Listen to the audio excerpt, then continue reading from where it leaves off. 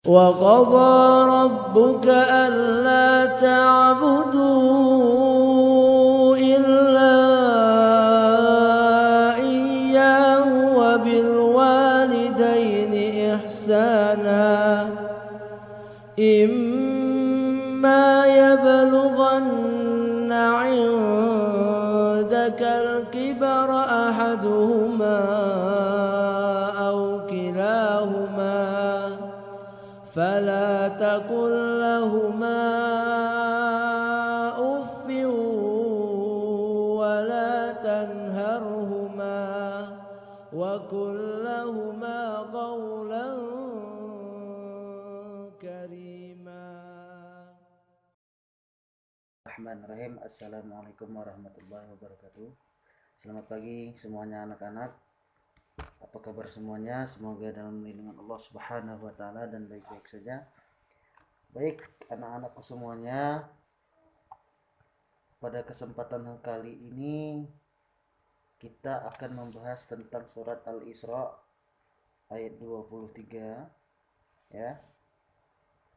Kita mengetahui tentang isi kandungan dalam surat Al-Isra ini satu persatu.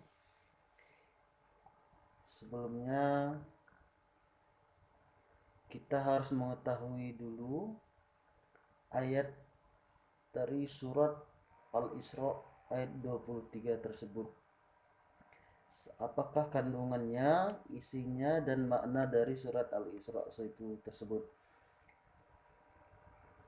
Bismillahirrahmanirrahim. Wa qada rabbuka alla ta'budu illa iyyahu wa bil walidaini ihsana imma yablughanna indakal kibara ahaduhuma aw kilahuma fala takul lahumā uff wa la tanharhumā qawlan karīma. Dari surat Al-Isra tersebut dalam ayat 23 menerangkan kepada kita semua bahwa tidak ada yang disembah selain Allah. Wa qada rabbuka alla ta'budu illa iyyahu. Tidak ada yang disembah melainkan Allah Subhanahu wa taala. La iyyahu wa bil walidaini ihsana. Ya. Kemudian dilanjutkan, imma yablughanna indakal kibara ahaduhuma aw kilahuma fala takul lahumā uff. Maksud darinya ya, mengatakan bahwa diwajibkan kepada seluruh anaknya, kepada anak-anak, agar tidak berkata kasar kepada kedua orang tuanya ya, apalagi berkata yang tidak menyenangkan dan bisa menyakiti hati dari kedua orang tua kita. Jangankan berkata kasar, berkata saja pun tidak boleh di dalam surat Al-Isra ini. Jadi bagi kita ya, kepada anak-anakku sekalian, camkan dalam surat ini bahwa dalam kandungan surat ini jangan pernah untuk menyakiti hati seorang ibu dan bapak kita ya. Jangan sekali-kali kita berkata kepada kedua orang tua kita, dan jika mereka mendengar kata-kata tersebut maka keduanya akan merasakan ya rasa hati yang sangat sakit kepada kita. Kemudian jika orang tua kita sudah renta atau sudah tua ya, maka kewajiban kita di dalam surat ini, dalam kandungan ini mengatakan bahwa kita harus selalu menyayangi dan mengasihinya ya. Wa qada rabbuka alla ta'budu illa iyyahu wa bil walidaini ihsana imma yablughanna indakal kibara ahaduhuma aw kilahuma fala taqul lahum uff wa la tanharhuma qul lahuma qawlan karima. Nah, itulah dari makna dari surat Al-Isra ayat 23. Kemudian bagaimana tafsir dalam surat Al-Isra ayat 23 tersebut? Di dalam tafsir Quran surat 23 tersebut dianjurkan ya bagi kita, khususnya bagi anak-anak, agar jangan pernah mengatakan perkataan yang bisa menyakitkan kepada kedua orang tua kita. Ya. Ini dalam tafsiran Quran surat Al-Isra ayat 23. Artinya jangankan untuk mengatakan sesuatu yang tidak benar, berkata upun kepada kedua orang tua kita, telah dilarang oleh Allah Subhanahu wa taala dalam surat Al-Isra ayat 23. Fala taqul lahuma uff. Ya, jangan sekali-kali berkata yang tidak sesuai dengan apa yang harus diucapkan kepada orang tua kita. Kemudian timbul pertanyaan kepada kita semua, kepada diri kita semua, bagaimana cara mengatasi jika ya orang tua kita mengatakan hal yang tidak sesuai atau memarahi kita kepada anak-anaknya. Ini wajib penting bagi kita, bagi anak-anak untuk mengetahui bagaimana cara menghadapi kedua orang tua kita yang sedang ya memarahi kita. Baik, dalam kesempatan ini ya Bapak akan menjelaskan ada beberapa hal yang harus kita ketahui agar kita yang harus kita lakukan kepada orang tua kita jika orang tua kita memarahi kita.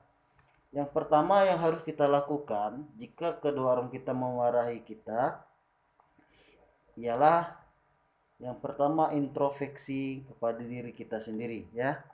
Orang tua kita itu tidak akan memarahi kita jika kita tidak melakukan hal yang tidak membuat mereka marah ya. Jadi kita harus wajib introspeksi diri. Di dalam hadisnya unzur mangqala wa la tanzur mangqala ya. Yang kedua yaitu untuk meminta maaf kepada Allah atau kepada orang tua kita ya. Di dalam hadisnya ridallah wa ridal walidaini, ridanya Allah ya itu terletak dalam ridhonya kedua orang tua kita. Jadi yang kedua, jika orang tua kita ya memarahi kita, maka yang harus kita lakukan yang kedua itu meminta maaf kepada keduanya apa yang telah kita perbuat selama ini. Kemudian yang ketiga yang harus kita lakukan jika kedua orang tua kita memarahi kita, yaitu tidak membantah.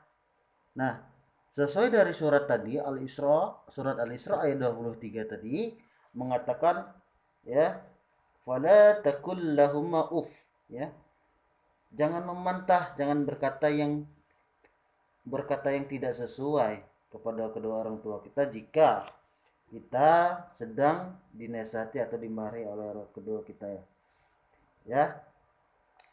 Kemudian baik yang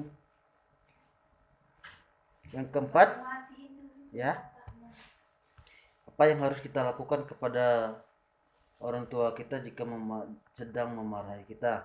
Yang terakhir yang harus kita lakukan harus memberikan penjelasan kepada kedua orang tua kita bahwa beberapa saat setelah orang tua kita marah, kita boleh memberikan penjelasan kepada mereka sesuai keadaan dan fakta yang sebenarnya.